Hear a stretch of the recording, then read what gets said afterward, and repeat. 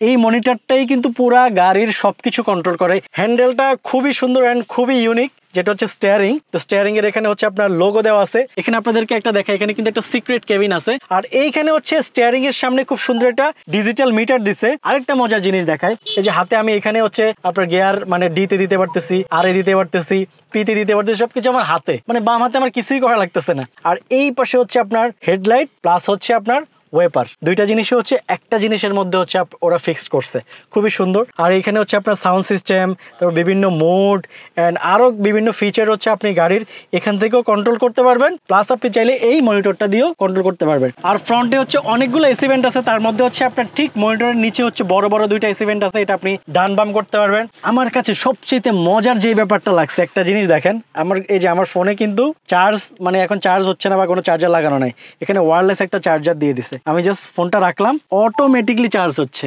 এখানে আপনারা তো চার্জ দিতে পারবেন ওয়্যারলেসে, এছাড়া ইউএসবি একটা পোর্ট রাখছে যেখান থেকে আপনারা হচ্ছে ইউএসবি দিয়েও চার্জ দিতে পারবেন। এখানে লুকিং গ্লাসটা যে কি পরিমাণ কিউট, এটা মানে বলার বাইরে। আর এছাড়া হচ্ছে আপনার এইখানটাতে হচ্ছে আমরা ডাবল ইন্ডিকেটরের যে সিগন্যালটা, এটা সবসময় গাড়ির এখানে থাকে বা যে কোনো একটা ইয়েতে থাকে, বাট এটা হচ্ছে উপরে। আর এইখানটাতে হচ্ছে আপনার একটা কেবিন আছে, খুবই সুন্দর। একটা গাড়িতে যে ট্রাস্ট মি এত ফিচার থাকতে পারে, এটা আমি আসলে এই ডংফেং এ না উঠলে আমি আসলে বুঝতে পারতাম না যে এত সুন্দর, এত ফিচার।